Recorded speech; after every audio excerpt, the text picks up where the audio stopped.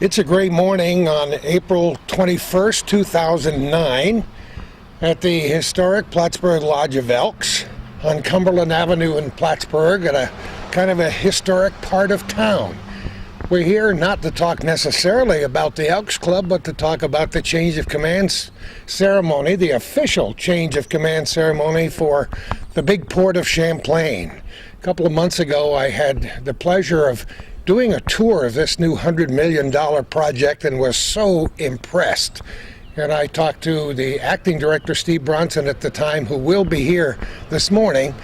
The new director took over on March 1st, but the official change of command ceremony is to take place today. Paul Mongillo will be the new director, the acting director, with Steve Bronson and Chris Perry, the former director. And so this will be kind of a prestigious occasion just to make it absolutely official. Many of our viewers, I'm sure, do not realize how extensive this border is. $100 million project doesn't even begin to explain the some $17 billion worth of products and merchandise that come south across these border crossings every year. Tens of thousands of cars, as people know, for anybody who's come across that border lately. And it includes not only Champlain, but 9 other ports. Some of you know all of them. Some of you have been through a few of them. But today we'll make it official on Hometown Cable. We'll greet the new director. And I think you'll find the whole program quite interesting. Stay tuned. We captured him before the speeches began. Paul Mongillo, how are you? I'm doing fine, Gordon. How are you doing? Great to have you here. It's a pleasure to be here in the North Country. Now, we're doing this on April 21st, but you've been on board since March, haven't you? Yes, I was official on March 1st, and my first day in the office was on March 2nd. When did you spend your first day here at the Champlain border? Way back, did you visit the place? I was here in mid-February over the Valentine's Day weekend. That's a perfect time to fall in love with Champlain. Absolutely, and I've said ever since then, every day it has grown on me, and I enjoy the North Country. The people are wonderful. My employees and staff and management team is wonderful, and they make you feel right at home.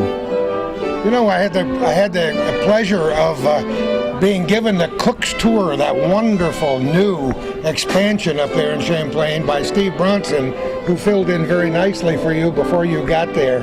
What a wonderful port that is. Yeah, it's an absolutely wonderful new facility, and in fact, during May of 2009, GSA is planning to have the grand opening. So you'll have another chance to come out again. Another grand opening! Wow! You know, the official grand opening. Yeah. But Steve Bronson is the assistant port director for passengers, and he did a wonderful job over a long period of time being the acting port director in the interim from the old port director leaving and my coming on board. He's a good guy, and his wife has worked very hard to make sure that this day is going very well. This is going to be a lot of fun right on Lake Champlain. Have you ever been to Plattsburgh before? No, I have not. I spent one time in the early 2000s going to watch a baseball game in Canada as my brother and I and son. We travel watch the Cincinnati Reds around the country in different stadiums. However, on this particular trip, it was the last year for the Expos, and we said we had to come up here to see it, even though it wasn't the Reds at the time. So it was a late afternoon driving through the port, watched the game. In fact, we came back through that night because the Reds were playing in New York, so we had to go there for the next day. So that was my extent of being in the North Country. Give us a little bit of your background. Where are you from originally? I grew up in South Jersey. Of course. I've lived all over the United States. This is my 9th move within the service in just short of 18 years, 24 years total government time. From Arizona, several locations in Texas, Philadelphia. I was in Calgary, Alberta, Canada for less than 3 months. Had gotten a promotion. Lived in Florida, Tampa, Florida, Wilmington, Delaware, Baltimore field office, where I'm coming from now. I don't think many of our viewers, those who live across the border do, but many of our other viewers around the country don't realize the tremendous scope of the Champlain border crossing. It covers a large area. Yes, my area of responsibility is from Fort Covington to Rouse's Point, and it also includes Albany Airport and Seaport. See, I'm sure most people don't know that. I didn't know it until I talked to Steve. Yes, it's a vast area, but again, with our priority mission of terrorists and weapons of mass effect from keeping, them out of the United States. So it's a daunting task, but our officers do a wonderful job each and every day, and they amaze me. They amazed me too, and I didn't realize until I did the Cook's Tour up there how much produce, different kinds of products come through this border every year. This is a very busy place. Yeah, absolutely. The cargo staff and supervisors tell me all the time how vast.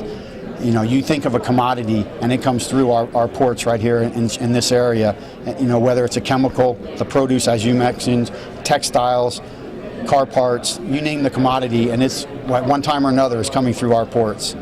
And it's one of the busiest ports in the nation, actually. Yes, it is. I mean, we do a tremendous amount of volume, and it'll pick up now what I call the 100 days of summer, between Memorial Day and Labor Day.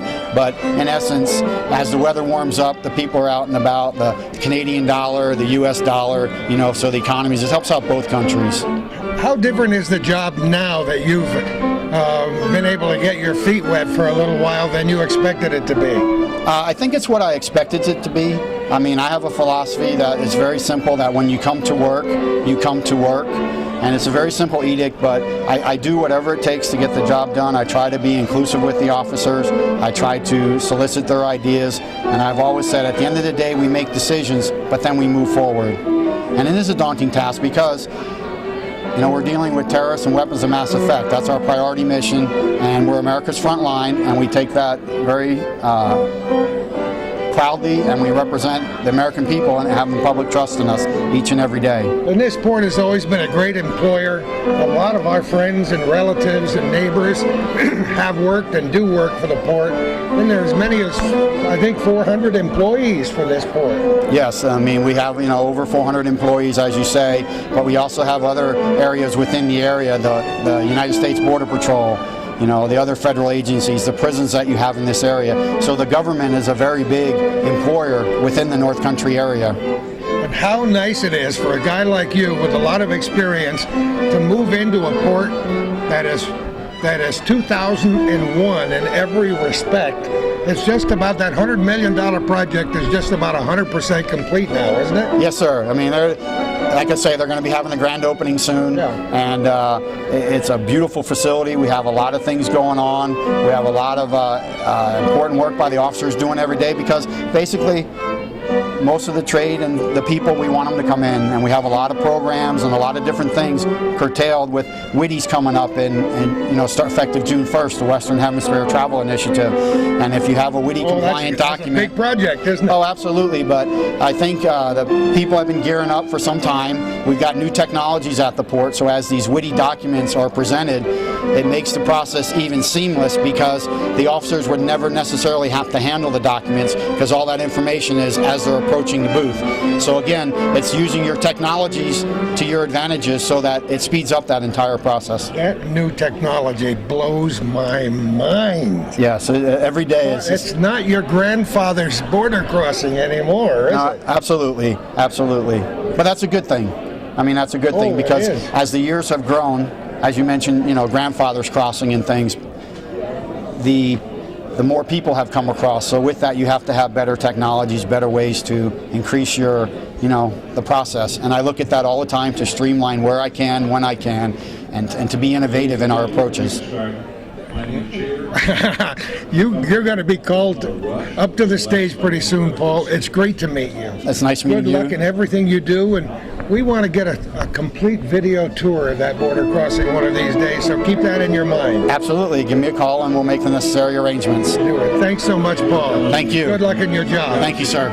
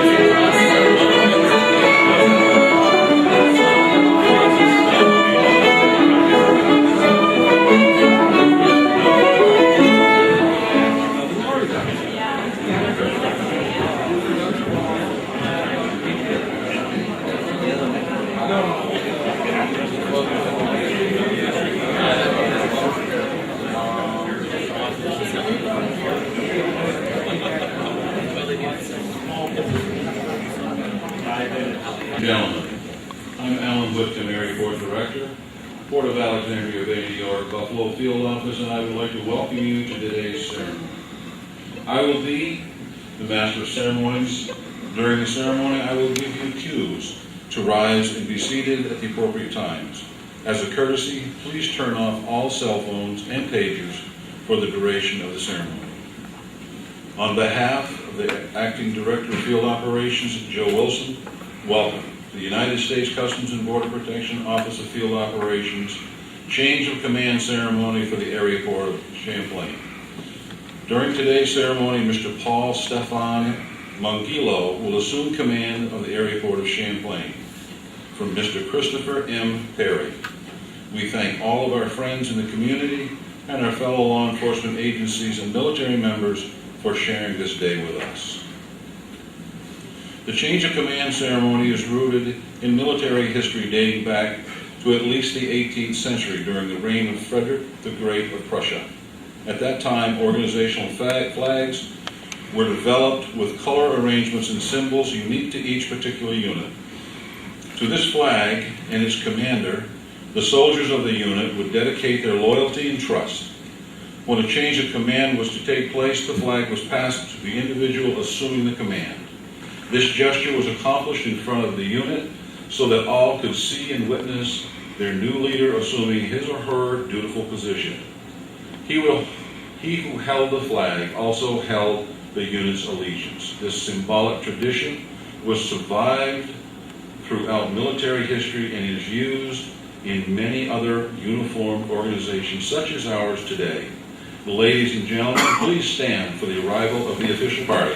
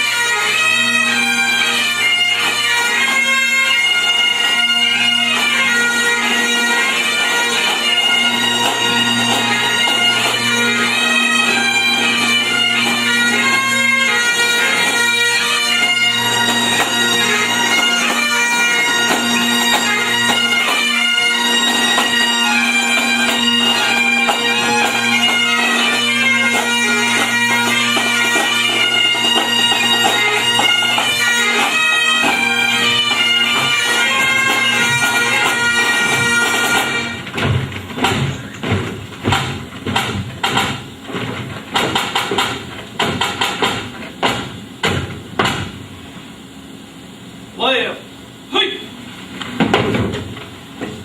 Prepare to, ho! Ho! Color. Adjust, hassle.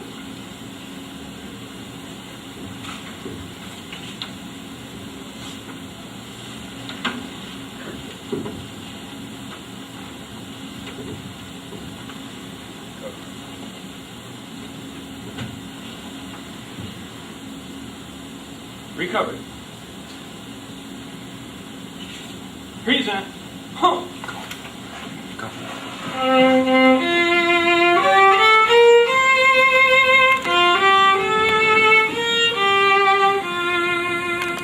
Oh, say, can you see by the dawn's early light what so proudly we hailed at the twilight's last gleaming, whose broad stripes and bright stars through the perilous fight o'er the ramparts we watched were so gallantly streaming, and the rocket's red glare, the bombs bursting in air, gave night that our flag was still there. Oh, say does that star-spangled banner yet wave o'er the land of the free and the home of the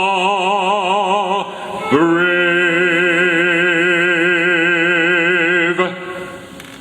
Order. Home. Gentlemen, if you would remain, Right. please remain while I get the official party up here. Thank you. Official party, please take the stage.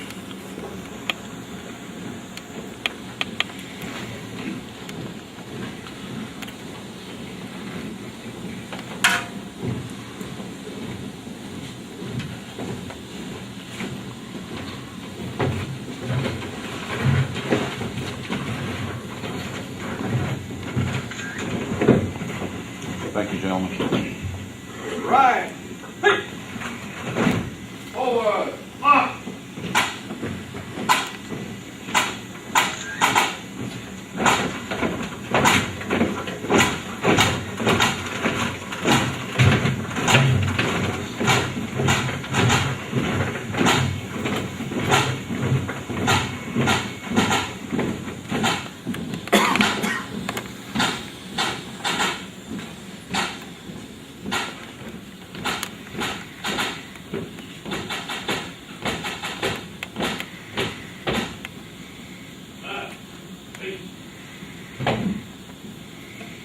Order. March. Ready. Go. Ready. Go.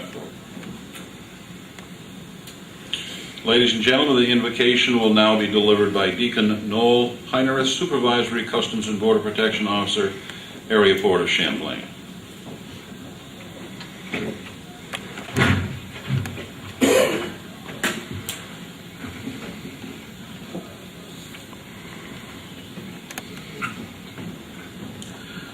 Lord of all nations and all people, it is time for Mr. Mangilo to begin his new command. Help him, I pray, to perform his assigned task with dignity, but also with great humility. Pour out your grace upon him, that your perfect peace might reign in every heart, in every home, and in every land. Fulfill the deepest hopes and dreams of those who founded this nation, to be a beacon of freedom and justice. Enable Mr. Mangilo to fulfill his calling in his new command as Port Director. With your gracious assistance, his daily responsibilities will support and ennoble the mission of the U.S. Customs and Border Protection Service. Reason should be the basis for every activity. Reflection must come before any undertaking. Where we are ignorant, enlighten us. Where we are prideful, humble us. Where we are weak, strengthen us. Where we are broken, heal us. May his whole life be a reflection on his service to the nation and to homeland security.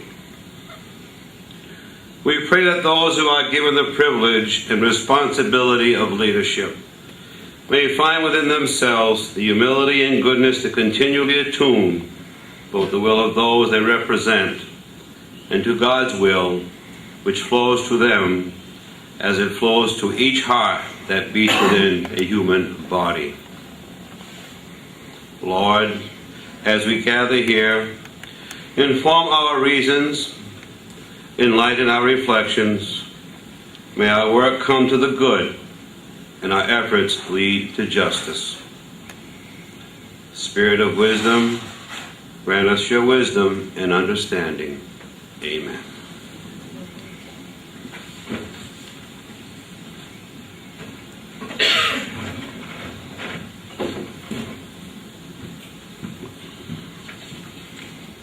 Ladies and gentlemen, please be seated.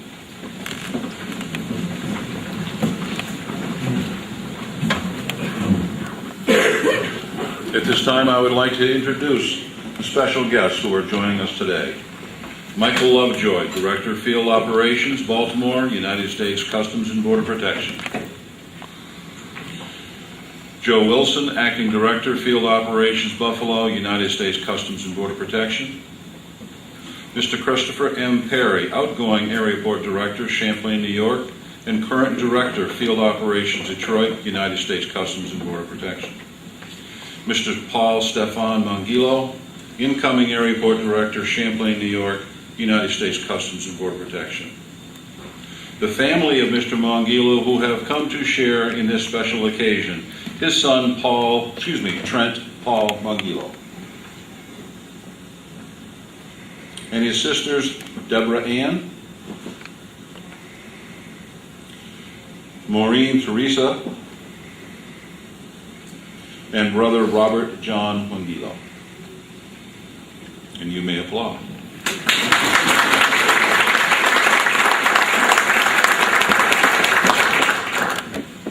Thank you for the applause. Mr. Perry currently serves as the Director of Field Operations in the Detroit Field Office of the United States Customs and Border Protection's Office of Field Operations. He manages an operating budget of $85 million and directs the activity of more than 1,300 employees. In this capacity, he oversees 7 ports of entry located throughout the state, which include land border, airport, rail, and maritime operations. He is responsible for anti-terrorism policies and operations, cargo, conveyance and traveler operations, admissibility and immigration policy, agricultural inspections, and trade enforcements, and facilitation for all the ports in the state of Michigan. As the outgoing Area Port Director, Champlain, New York, he has served in an outstanding manner throughout his tenure. Equally distinctive, Paul Stefan Mongillo will assume command of the Area Port of Champlain, New York. He has served most recently as the Assistant Director, Border Security, in the Baltimore Field Office of United States Customs and Border Protection. During his tenure, his duties included management of oversight of all border security programs for air and sea ports of entry in the mid-Atlantic states of Northern Virginia, Maryland, Delaware, parts of Pennsylvania, and southern New Jersey. Mr. Mongillo brings his unique knowledge of the field operations mission to the Champlain, New York area. Presiding over today's ceremony is Mr. Michael Lovejoy, Director, Field Operations, Baltimore, U.S. Customs and Border Protection. Mr. Perry, Mr. Christopher M. Perry, will now say a few words.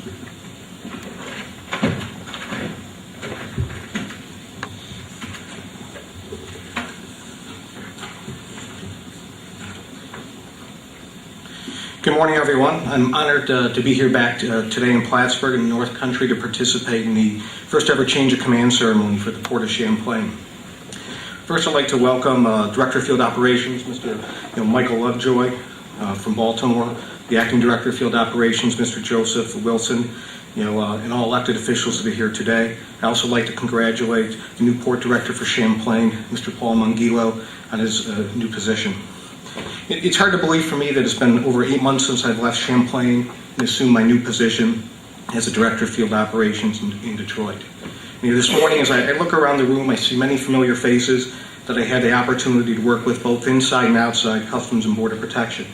I want to thank each of you for your support during the years that I was the Port Director here at Champlain, and ask that you provide the same level of support and commitment that was shown to me, is also shown to Mr. Mongillo. As I look back over the 8 years that I spent at Champlain, there were a lot of remarkable things accomplished by the employees and managers at the port. Some of those things included protecting the American people and our way of life from the threat of terrorism, the smuggling of narcotics and illegal aliens, enforcing trade agreements, and protecting the country from agricultural pests and diseases that could harm our crops and our food supply. We successfully worked in an environment that was constantly changing as we worked through the creation of the Department of Homeland Security, the deployment of new technologies to assist in the facilitation of legitimate trade and travel, and the integration of the employees into the newly created Customs and Border Protection after 9/11.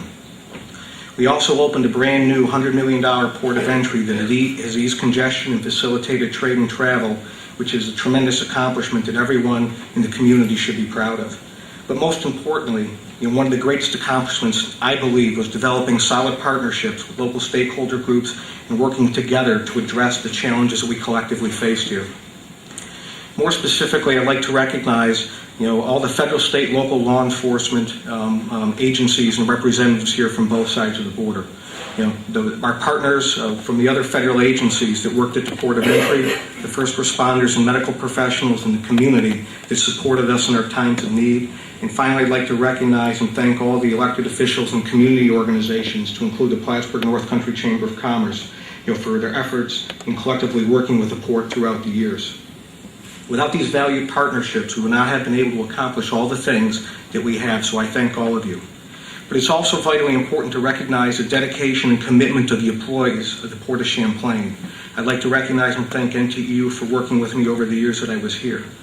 The jobs of our Customs and Border Protection employees are demanding and they're difficult. Without the employees' vigilance and sacrifice, and without the can-do attitude they possess, it would have been impossible to accomplish as much as we did.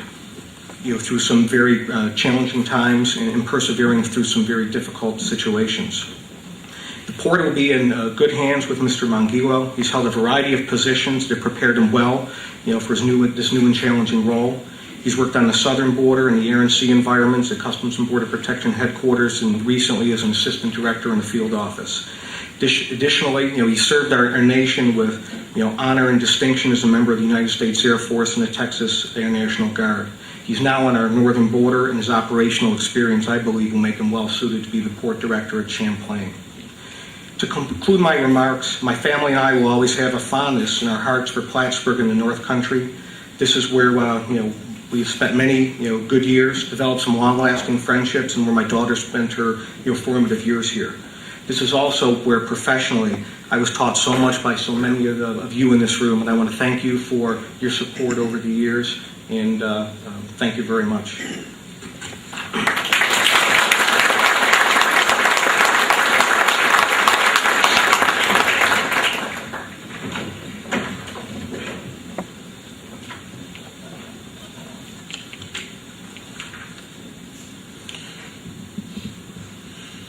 United States Customs and Border Protection was created on March 1st, 2003 as part of the new Department of Homeland Security. Merged from programs in the United States Customs Service, the United States Immigration and Naturalization Service, the U.S. Department of Agricultural Inspection Service, U.S. Customs and Border Protection has assumed the responsibility of protecting our nation's borders. Field Operations is responsible for the ports of entry and traveler and cargo security programs with personnel based around the world, a responsibility that bears the dual roles of protecting the nation from those who would harm her and fostering the travel and commerce that make her strong. The 20 field offices have operational and managerial oversight of the nation's ports of entry. The Buffalo Field Office is responsible for all ports of entry in the state of New York, with the exception of New York City. The Buffalo Field Office includes 17 land border crossings, as well as rail, airport, and seaport operations.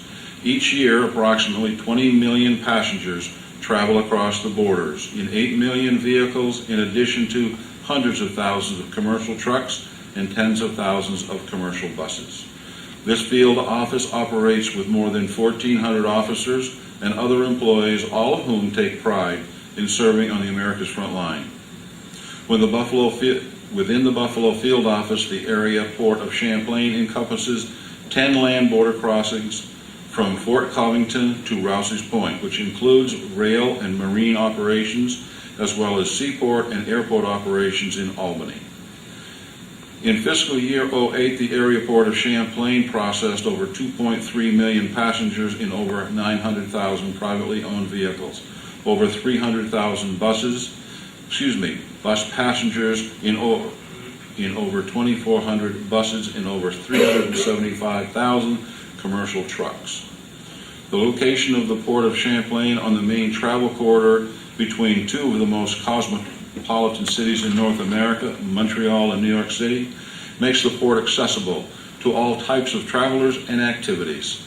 This area port director has a personal responsibility for the effectiveness and efficiency and efficient operations and management of the border crossings under his or her command and for the securing of our homeland at these ports of entry.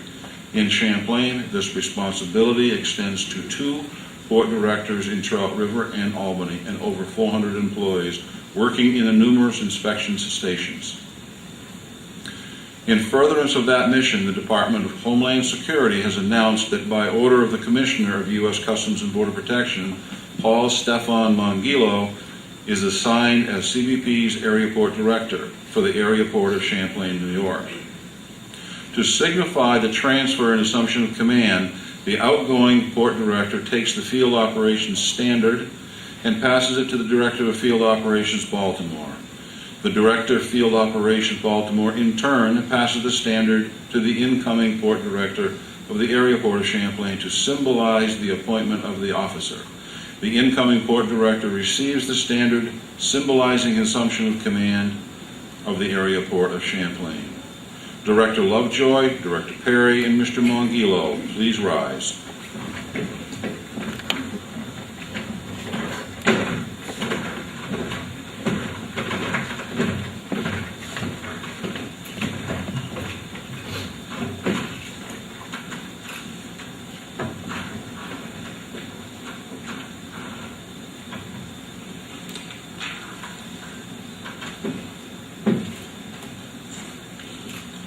Change command.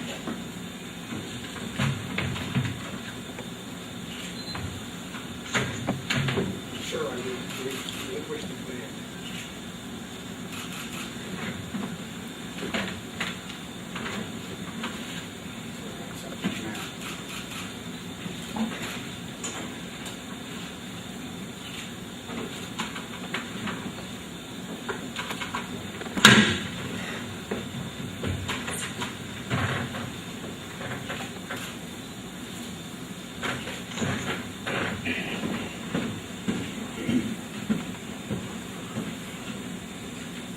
At this time, the Area Port Director Mongillo will reaffirm his commitment, diligence, and dedication to the protection of the United States of America. Executive Director Lovejoy will administer the oath of office. Gentlemen.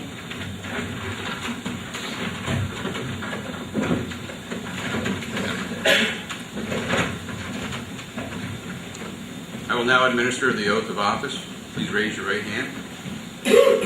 Repeat after me. I state your name. I, Paul Stefan Mongillo, Do solemnly swear do solemnly swear that I will support and defend that I will support and defend the Constitution of the United States the Constitution of the United States against all enemies, foreign and domestic, against all enemies, foreign and domestic, that I will bear true faith and allegiance that I will bear true faith and allegiance to the same, to the same, that I will take this obligation freely without any mental reservation that I take this obligation freely without any mental reservation or purpose of evasion, or purpose of evasion, and that I will well and faithfully and that I will well and faithfully discharge the duties of the office on which to discharge the duties upon the office of which I'm about to enter, so help me God. that I am about to enter, so help me God.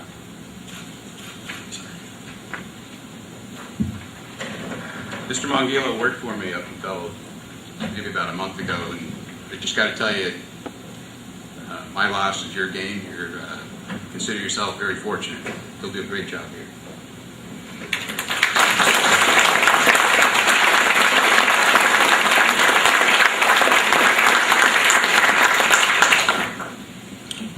You're already seated. Good. Ladies and gentlemen, it is my pleasure to introduce the Area Port of Champlain, New York, Paul Stefan Mongillo.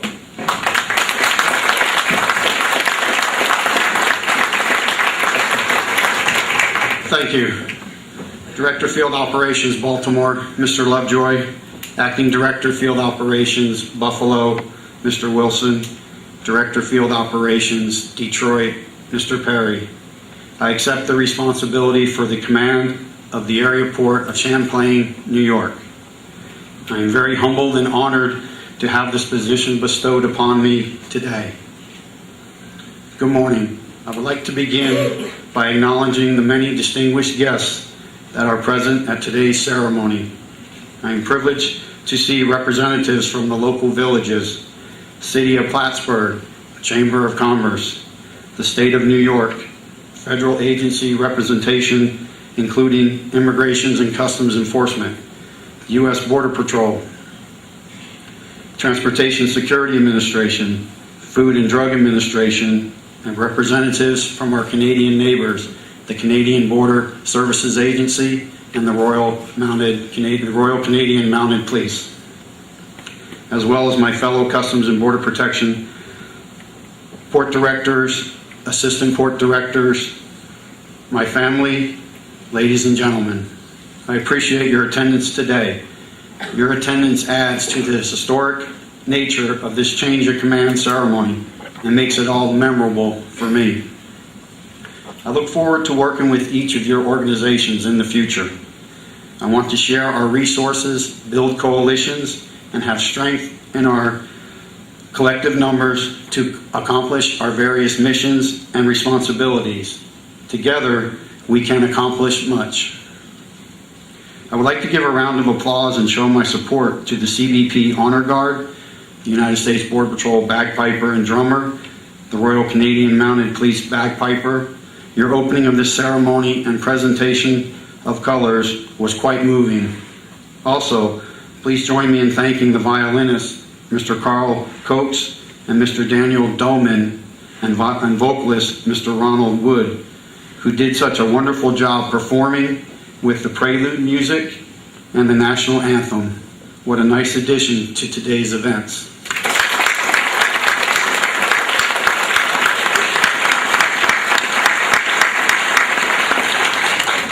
This change of command ceremony would not have been possible without the efforts of Assistant Director of Mission Support in Buffalo, Mary Jo Heberly, and her staff, along with the Area Port of Champlain's own Mission Support Specialist, Christina Bronson, and her efforts. Her time and effort is pronounced in every aspect of this ceremony and ensures it will be remembered by all. Thank you very much, ladies.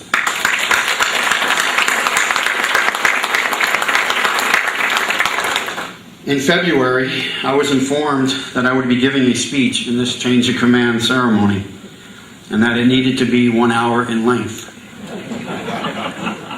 I thought about this for several minutes and then stated, speaking for 1 hour would be 59 more minutes than I normally do.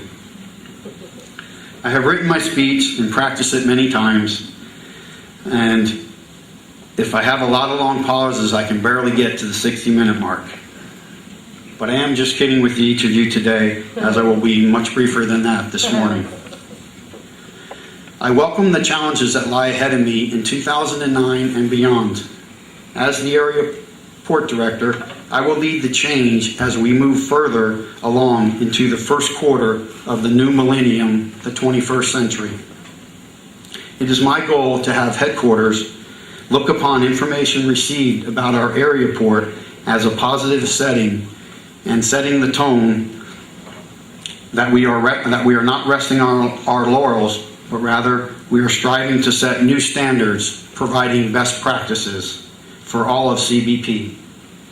Just since March 1st, we have seized undeclared currency, a counterfeit bio page in a passport, 25,195 grams of marijuana, 30,290 ecstasy pills, and handled over 10 cases of passport control issues ranging from alien smuggling to removals. We have had multiple cooperative arrests with our DHS partners within the United States, with the United States Border Patrol. We have also had seizures within the cargo environment. Multiple, that resulted in unmanifested cargo to conducting multiple special operations that are driven not only from headquarters, but from the Buffalo field office and locally within our own employees. As a manager, it is my responsibility to put employees in positions that will make them successful, provide them the resources they need, and to listen to their ideas. I feel it is important to be accessible and available to my staff.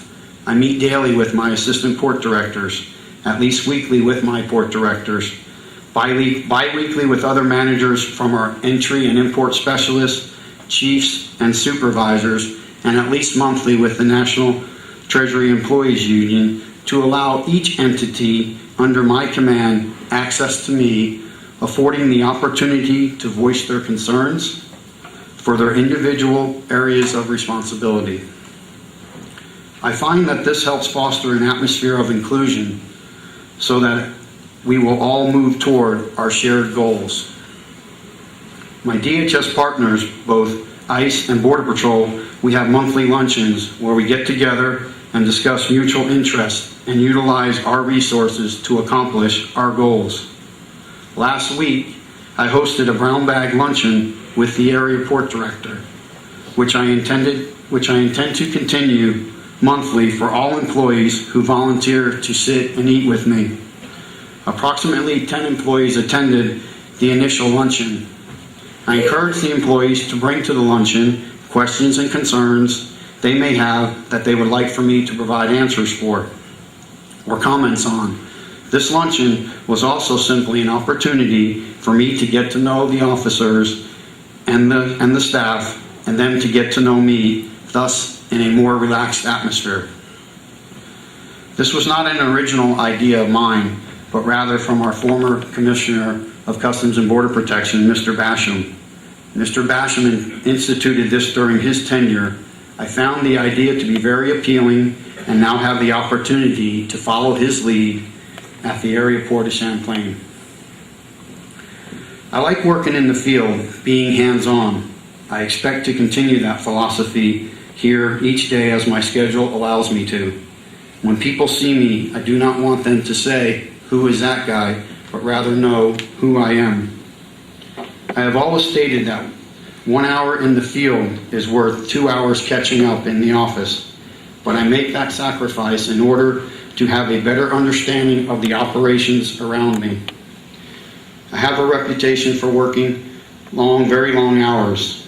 I was asked prior to my departure from my last assignment by a peer if I planned to continue this practice. I simply replied, I will work whatever hours it takes, because that is the only way I know. This perspective has served me well throughout my career. Just in the last 8 years, I have received 5 promotions. I would like to publicly acknowledge my appreciation for Mr. Lovejoy. His leadership, knowledge, and work ethic inspires me to greater expectations for myself. I would like to thank him for his mentorship. He has always taken the time to continually teach me every day, and I find that in the 2 months I've already been in the North Country, that I have used much of what he has taught me over the years.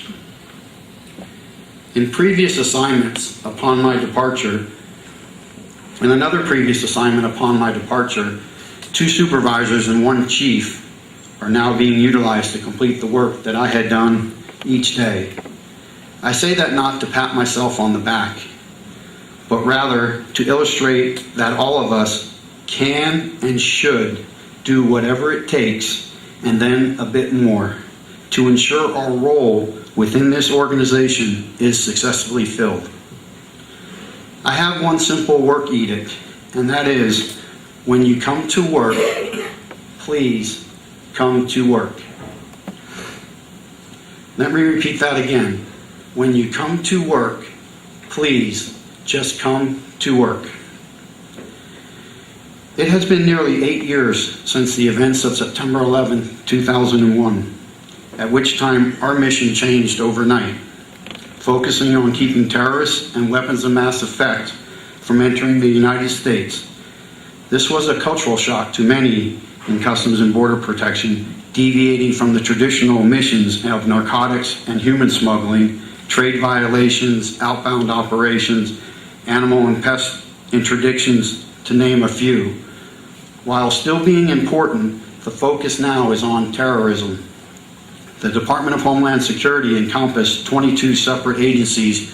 Within this department, the functions of agricultural, customs, and immigration combined, and now stands as the primary functions of the United States Customs and Border Protection, which now truly represents one face at the border, working together toward the common mission of protecting our country.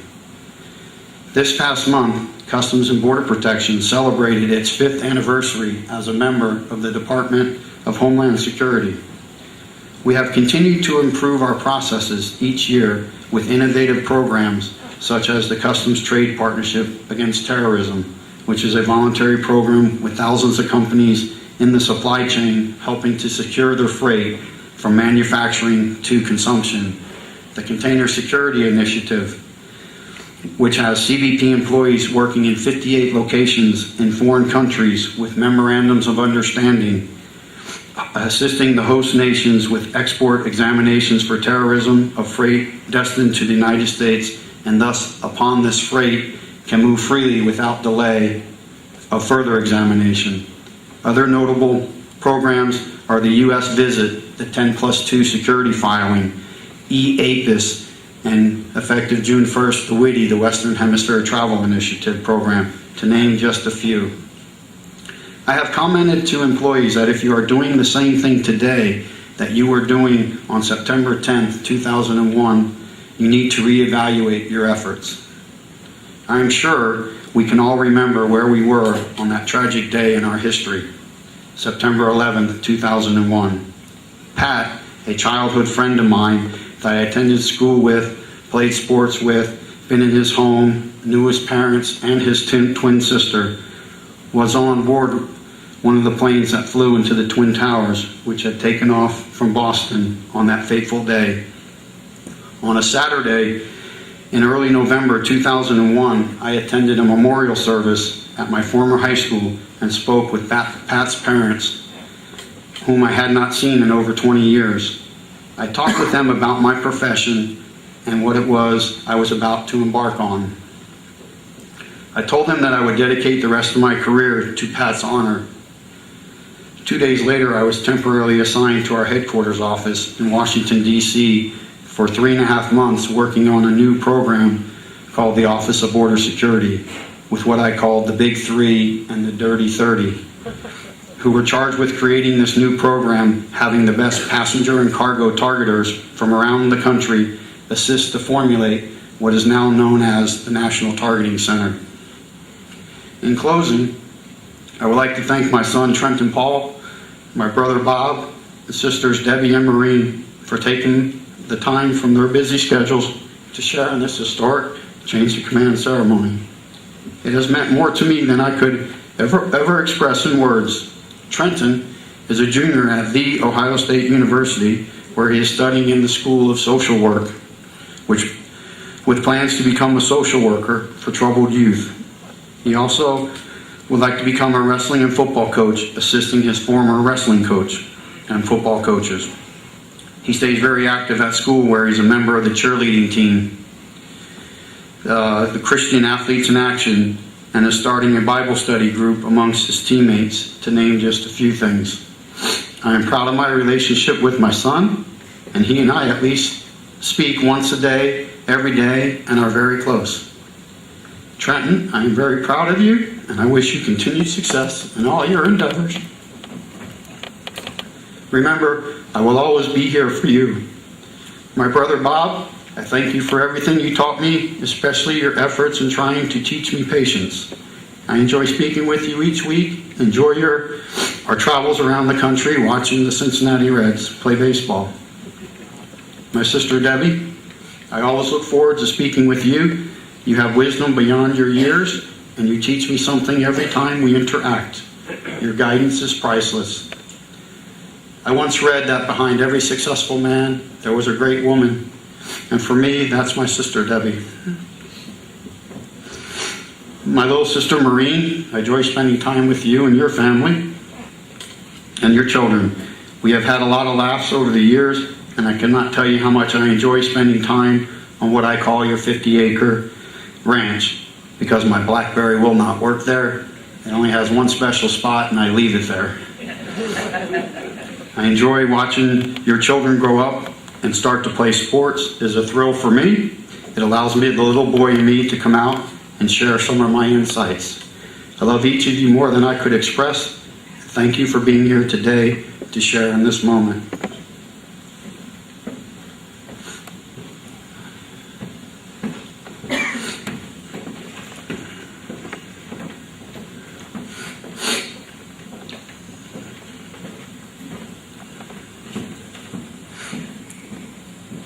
I thank all of you for attending this change of command ceremony and look forward to meeting you at the reception and working with you in the future as we all make the area port of Champlain the best it can be.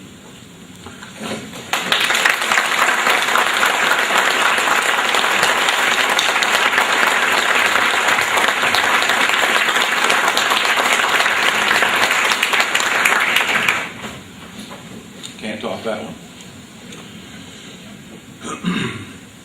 Ladies and gentlemen, please join me in thanking Mr. Lovejoy for traveling from Baltimore, Maryland to officiate today's change of command.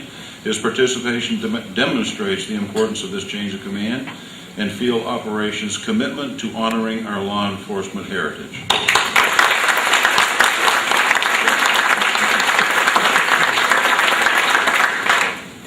Also, please join me in thanking Deacon and Supervisory Officer Noel Hinnerth, United States Customs and Border Protection, for being here today and making our ceremony a success.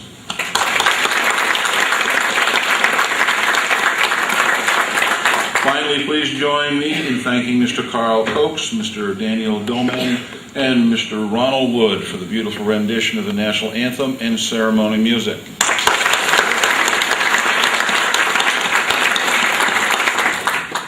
Ladies and gentlemen, please stand for the retiring of the colors and the departure of the official party.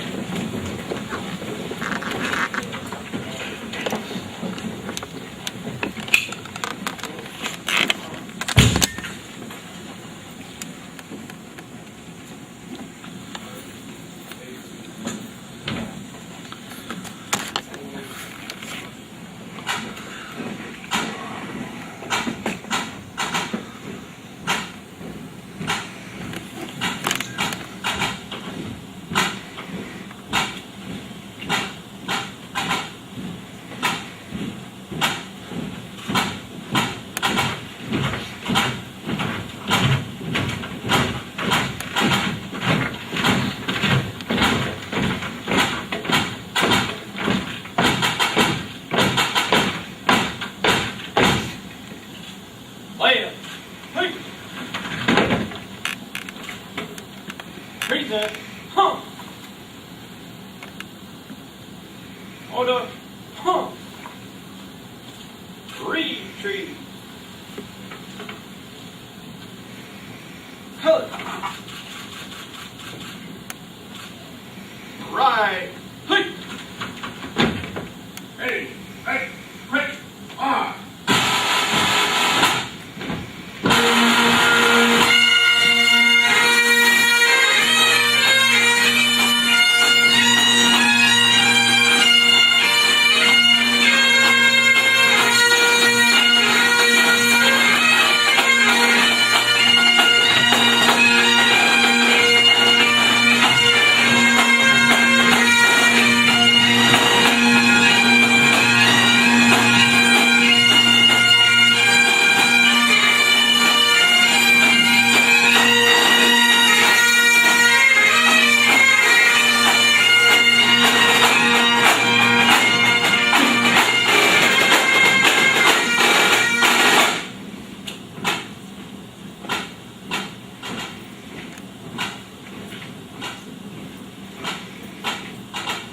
Ladies and gentlemen, this concludes the ceremony. On behalf of the United States Customs and Border Protection, we thank you for your attendance here today and ask that you remain with us for a reception in the Pine Room. Thank you very much.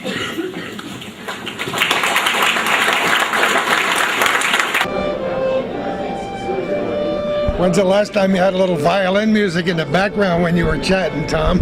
I think this is the first. This is the first of a lot of things. Tom Bayshard, great to have you here today. Well, thank you. What do you think? I think this is a very historic moment for the Port of Champlain. I'm very pleased to be here. Tell me what your role is. How come you were invited here today? I'm a supervisory import specialist. Of course. I supervise a team of specialists that administer trade agreements. We guard for our import safety. My particular product line is food and agriculture products, so I think everybody can appreciate the importance of safeguarding the food that's imported into our country. It was a wonderful and at times beautiful and emotional speech that Paul gave. And they weren't kidding when they said things have changed since 9/11. Yeah, they have changed dramatically. Before 9/11, the primary function of a customs officer was to intercept smuggled narcotics and smuggled aliens. After 9/11, our primary mission is to prevent the introduction of terrorists and terrorist weapons into our country. Dramatically different mission. Never ceases to amaze me how busy this port is.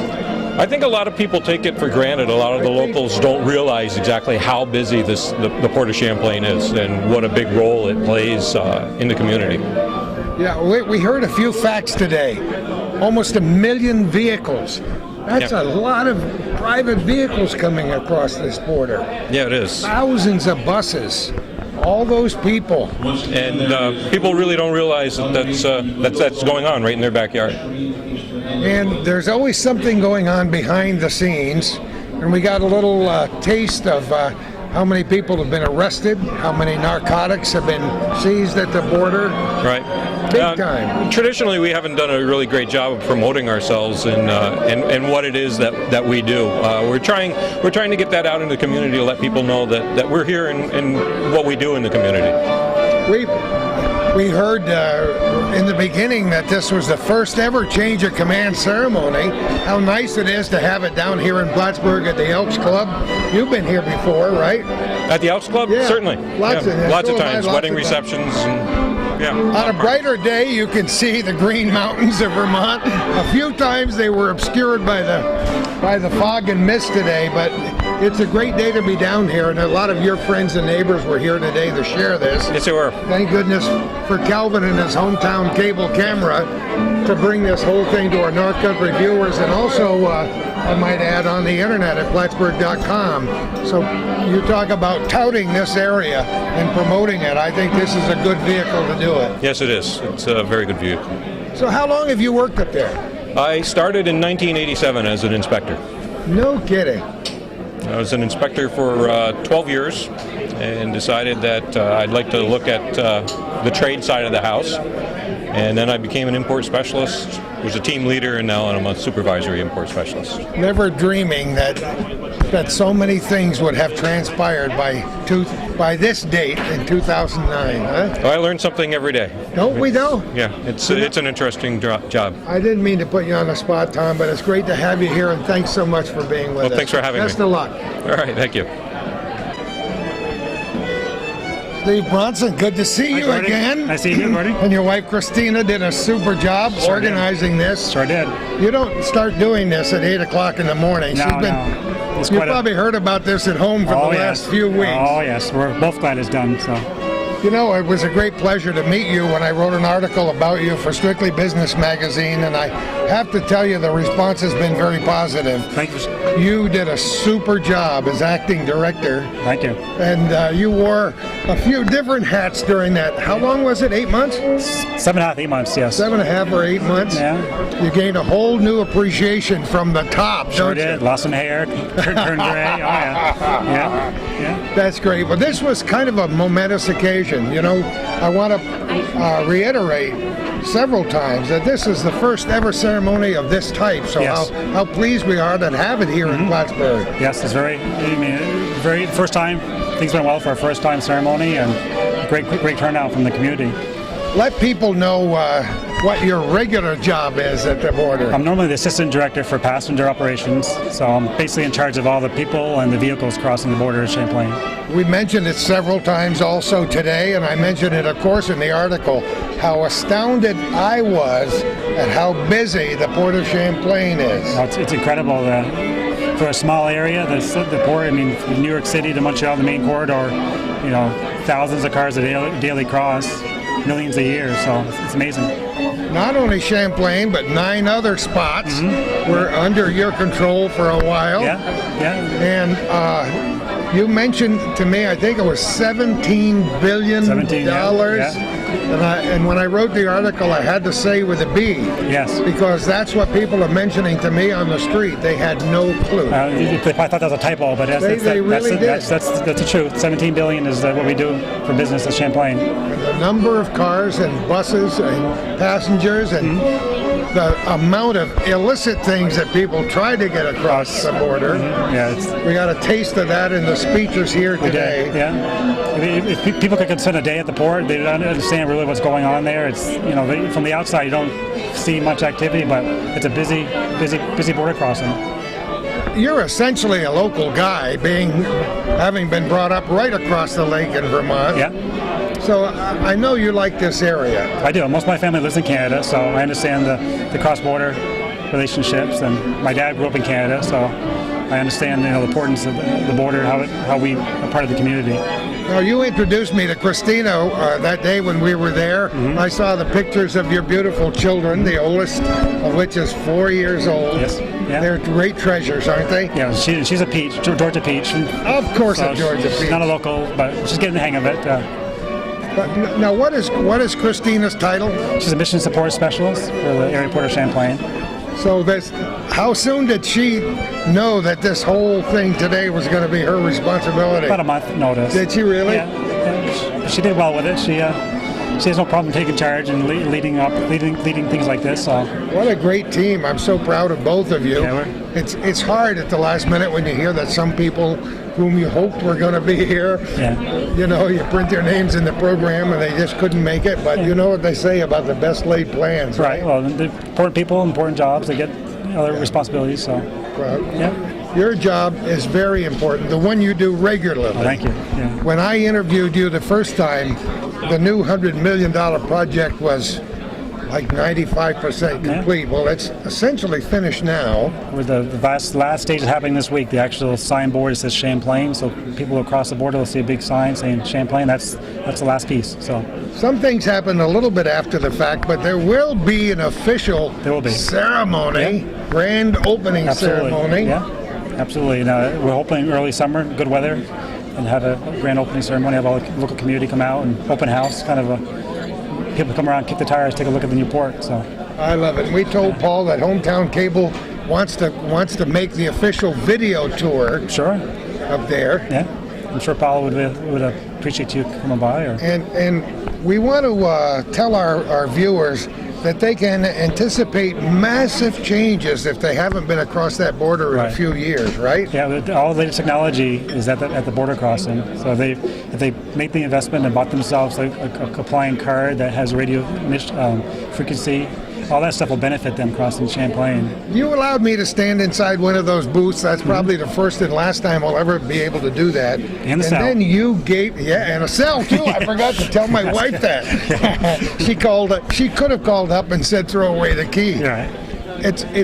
Your operation up there is truly amazing. And I mentioned before in this program that the new technology is astounding. Right. I've only been 18 years with the service, but from the day I started, 18 years where we are now is incredible. So I can't imagine where 20 years from now where we'll be. It's just amazing the technology that we use and how it all ties into our job. I mentioned in an interview with Paul that this is no longer your grandfather's border crossing. Yeah, even the smaller border crossings and our technology is up to speed also. It's not just the main port of Champlain. From the smallest crossing in the area has the latest technology, so the investment's been made there right across the board. But the responsibility for the Champlain port extends all the way down to Albany, which people don't know. Yeah. Why is that? Well, the area port of Champlain is like a big triangle, but the port director there reports to Mr. Mongilo here at Champlain. This is the way the geographic area cover Albany, and they're growing also too. Boy, everybody's growing. Oh yeah. There's been such an increase in traffic again across the border. You told me that the Plattsburgh International Airport has made a big difference. Very big difference. And we track our traffic patterns, and we can show that those daily flights out of Plattsburgh in wintertime going to Florida increases our traffic. So We call this a corridor. Yeah.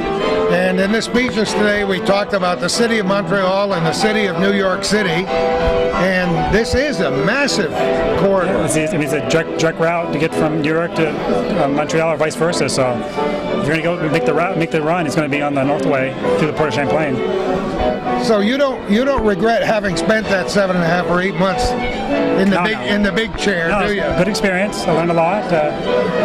Prepare me for a future assignment. I'll be ready next time they ask me to do something. So we'll vote for you for King, Steve. Oh, come on, no. We know what you did, and we really appreciate it. Thanks so much for being here and for saying hi to us today. Okay, thanks again. Hug those kids, will you? Thank you, Gordon. See you later, Steve.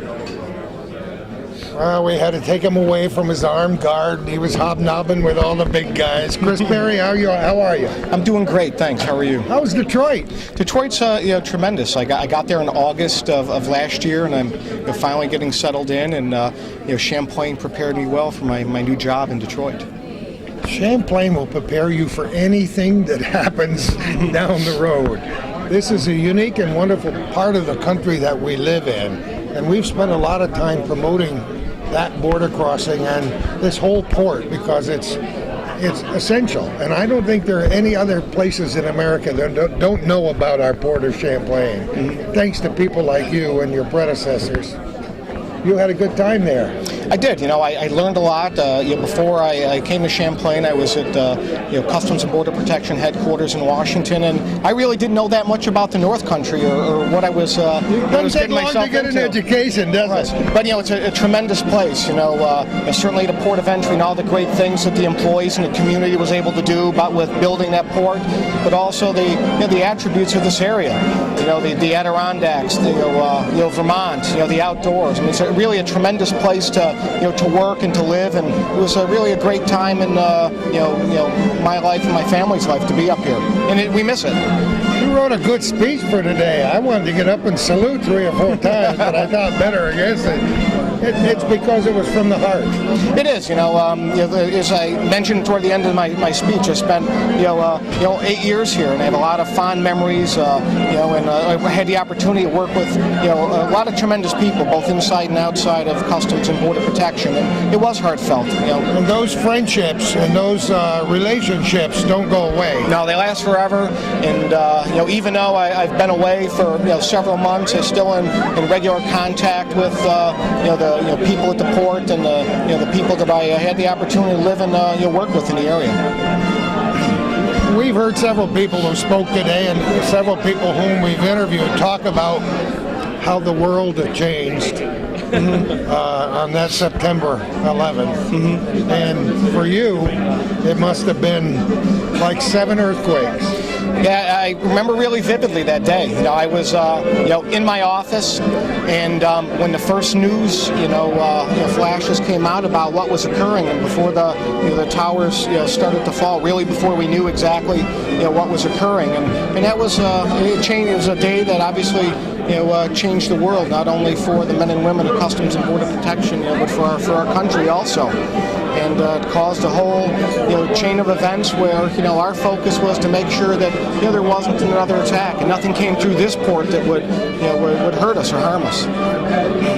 Talk about poignant moments and memories. In Paul's speech, he talked about his friend that was his childhood high school friend who was on the plane. It doesn't get much more personal than that, does it? Doesn't matter of fact. We had several employees from the Port of Champlain that were in New York in the World Trade Center buildings that very day. Come on. At 6 World Trade Center in the customs house that was there, and that day really imprinted something on them and us. It came very close. Did we lose anybody? No, we didn't lose. We didn't lose anybody. Everyone made it out safe. But it just goes to show that how that hit firsthand and impacted people that actually lived in the North Country. Just explain in your own words a little bit to me how complicated your life got after that at this border, your job and so on. Well, what happened was, this was, the gateway between New York and Montreal, in the middle of rural America, and no one was really thinking at the time about the impact of terrorism and things that could occur here. 9/11 hits, and our world changed. Not only from a border security perspective, but the deployment of technologies that we didn't have before. The construction of that port of entry started. The first designs and things were 1999. Before September 11th, before the changes in technology, the number of people, the employees that we gained over the years here was tremendous. So our world changed, and while it was changing, we were able to really maintain security and also facilitate legitimate trade and travel across this border crossing, which was, I think, a pretty tremendous feat that I look back now and say, wow, how did we do this? How can you say anything but wow? Yeah. But you know what? People like you with your experience and all those hundreds, maybe 300 or 400 people under you across this great port, they stepped up, didn't they? They stepped up. They did everything that we asked them to do and more. And after 9/11, the hours that our Customs and Border Protection officers worked, in addition to our trade staff who supported in other areas, it was just tremendous. Some of these officers worked 16 hours a day, day in and day out, for months and months at a time. And it took a toll on them, but they stood tall. They did the job that they were asked to do to protect our country and our way of life. What did you think when you first heard that a $100 million plus upgrade and expansion was going to take place right outside your office? I tell you, it was really hard to believe, because the first time I heard, they talked about a $7 to $9 million renovation. Yeah, sure. It was a $9 or $10 million renovation, and over the years, with the work of the chamber and the community leaders and the dedication of the federal government and commitment to building a world-class border crossing, that went from $7 to $9 or $10 million to $35 million to 60-some odd million dollars, up to where it is today, around $100 million. So it's tremendous. It's nice to see that it happened under your command too. It did, and I'm actually going to get the opportunity to go back to the port today and a little bit of tomorrow, because it was probably about 99% finished, and I didn't get to see it at the very end. Signs are up. It's got to be done now, and we're going to have an actual official ceremony maybe in a month or so. It's great, and I look forward to seeing travelers move through the port in a more efficient manner. And I know Paul and the staff here at Champlain are really pleased to have a brand new, modern state-of-the-art border crossing that many locations wish they'll be able to build the same thing. Until I met Steve Bronson and got a chance to tour it, I had no idea. That's why we're delighted at Hometown Cable to put this on television all around the world on the internet. That's so great. People can know we got something very special up here. That's great. There's a lot of tremendous effort by people, to make that happen. A lot of years of dedication and commitment, not only from Customs and Border Protection and GSA, but the local community.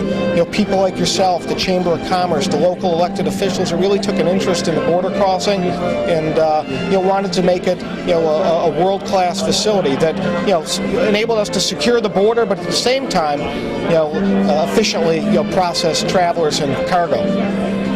Tell us a little bit how this whole change for you occurred, how you got this job in Detroit and what it entails.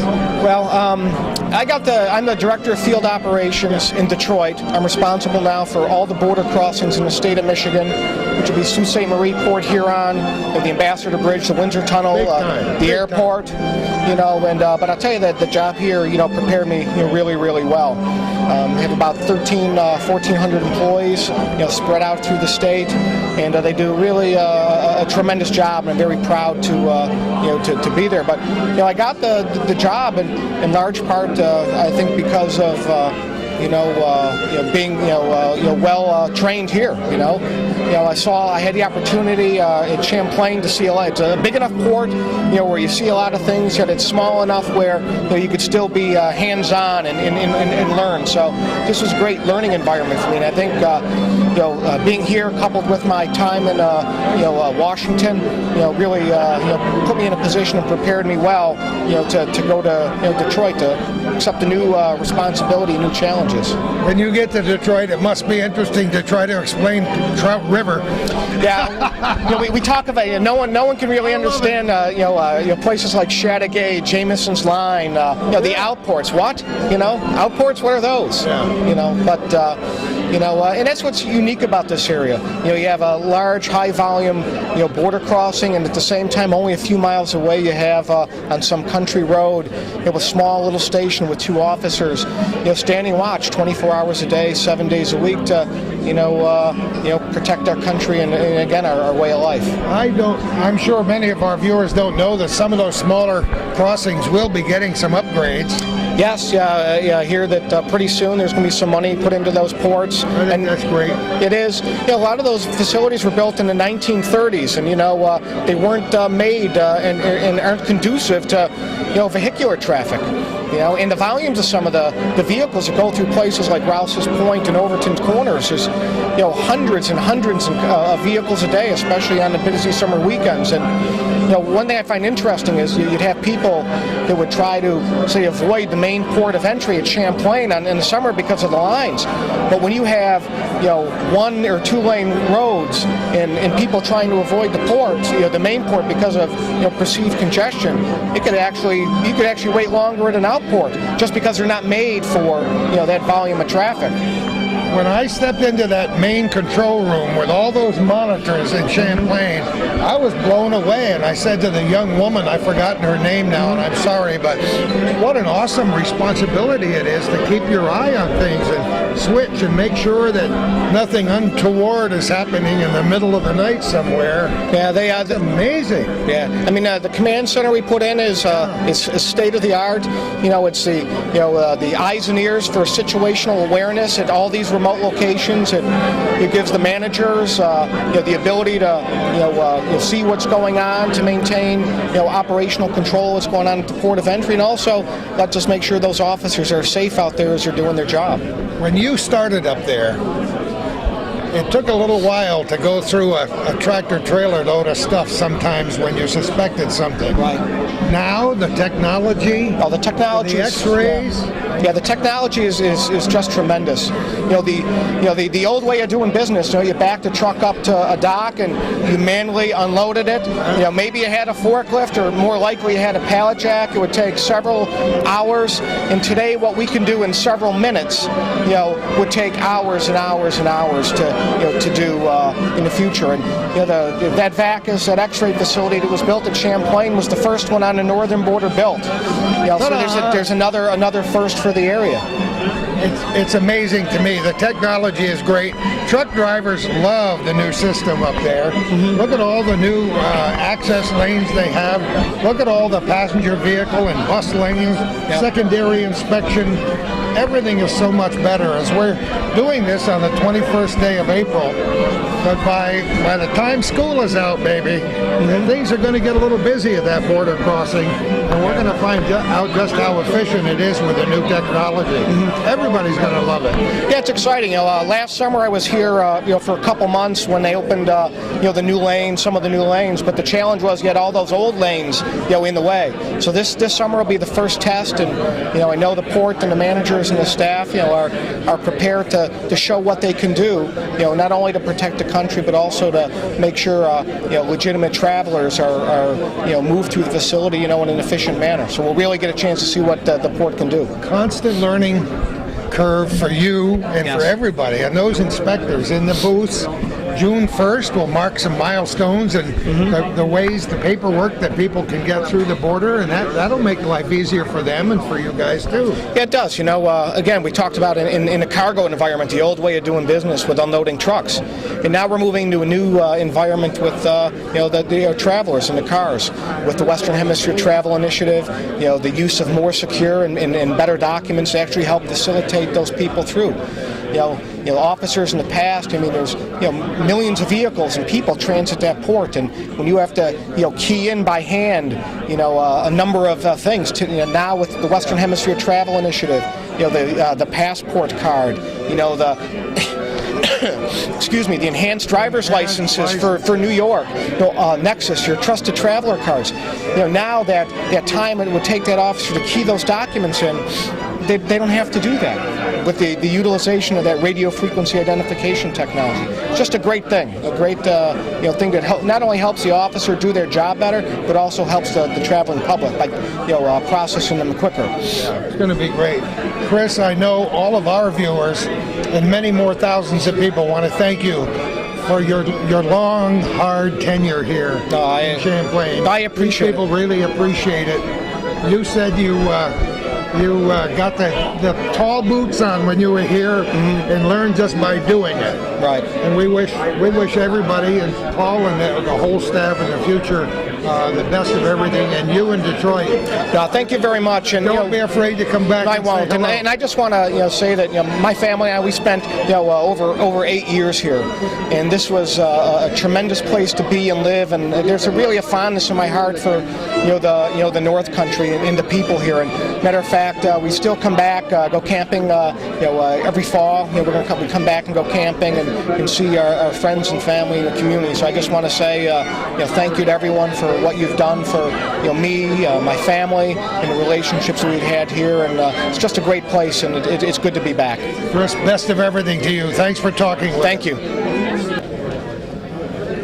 Told you we'd save the best till last. This is the dessert, folks. Christina Bronson, how are you? I'm fine, thank you. How are you? I'm great, thank you. The first time I met you, you were showing me pictures of your kids. We had a great time up there. How are your kids doing? My children are wonderful. They're the joy of our life. Aren't they, though? Really, really. We're so delighted to have you here, and I was surprised and even a little shocked to see that you were running this whole show when we walked in here today. But your husband said about a month ago you found out about it? Yes, we found out about a month ago. I'm actually just the local person on hand. Did you? We had a lot of backup support. But yeah, it was a lot of putting together. I felt like I was kind of getting married again. So it is a lot of coordination. But I think right down to the reception after, That's right. That's right. And it's very important. And as I said before, it's difficult when all the principals can't make it. That's correct. How many people didn't show today? One or two that you expected?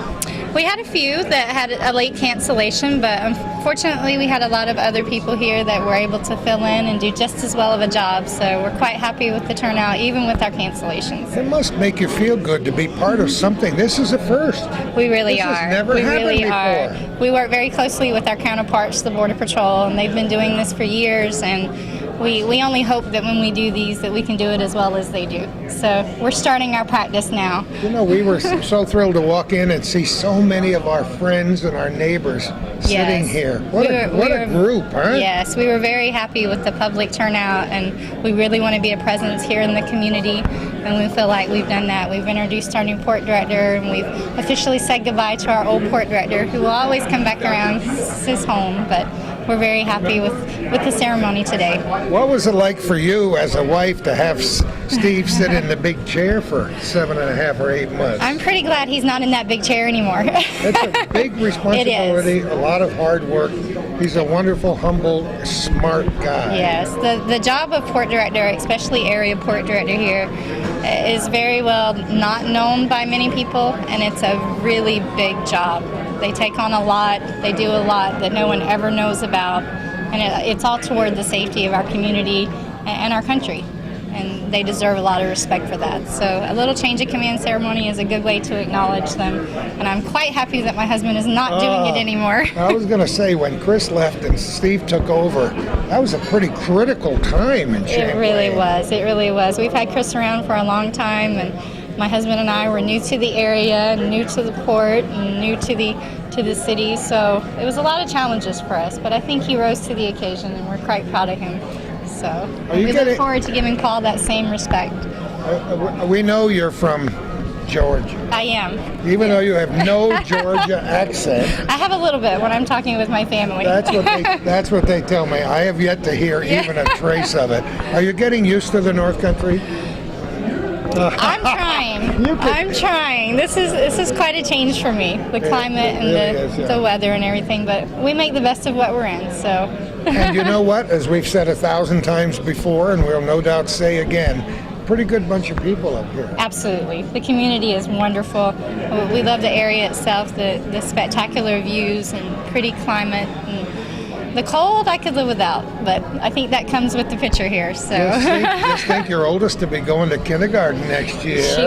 She will. So Mommy gets the jitters just thinking about that. So Now, what is your official title? I'm a mission support specialist at the area port of Champlain. Okay. So we basically support the port in every function that they do. We make sure there's money, and we make sure there's supplies, and we make sure. So many functions. Yes, we wear many hats. We have 3 in my office actually. Yep. So. Well, there are a lot of hats. Just pick one up. That's right. And put it I'm on, a big whatever works coordinator for the on this day. one, so. Christina, I want to thank you for all of your hard work. Thank you for for doing a beautiful job here today. We appreciate you coming. Thanks to Tommy Venn for making sure the sound worked. Perfect. There wasn't one I couldn't have tiny done it bit of without it. feedback, right? Christina, thanks so much. You're very I welcome. told your Thank you for husband, and coming. I'll tell you, hug those kids, will you? Absolutely. Have a great day. Thank you. Thanks a lot. Well, the first ever change of command ceremony is now history. As a matter of fact, we think the rainstorm might be history. It's abated, if not stopped completely, and that'll make the rest of our day go a little bit better. I want to say thanks to all the principals who took part in organizing this first ever change of command ceremony for the beautiful port of Champlain, for all the people who have worked so hard through the years. So many of our friends, many who are now deceased, worked at the border in one capacity or the other. And Calvin reminds me something that we were aware of, at how very early this area became this kind of customs crossing for people coming north and south across the border from Canada to the United States. And look at how far we've come through the years. And right now, I believe, based on everything I've heard today and things that we'll hear in the future, we're right on the cusp. Again, our personal thanks from Calvin at Hometown Cable and myself to all the men and women who work directly for and supporting the mission here at the big port of Champlain. Best of luck to all of them, and Chris out in Detroit in the future. We thank you for your comments. We thank you for watching this program. We were a little bit disappointed when Calvin set up his camera very early here today so we get a good spot, that we did not see any of the local television stations represented here. We think the first ever change of command ceremony at this border is a significant event. And if we have no other mission in life, it's supporting important events, interviewing interesting people, surveying the history of this area and getting it down on film for posterity. So shame, shame, shame for the commercial television stations who did not show up here today to capture this for posterity. You can watch it as often as you want to on the local cable systems whenever it's aired, and now around the world thanks to the internet on Plattsburgh.com. And on Hometown Cable Network.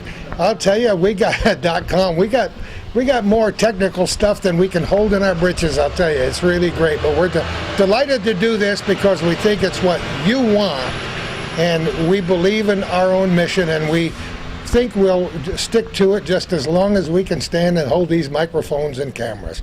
Thank you for your support in every way. We thank you for your suggestions for future programs. We thank you for your monetary support. Please give to Hometown Cable in any way you possibly can. And who knows where we're going to be next time for our little corner.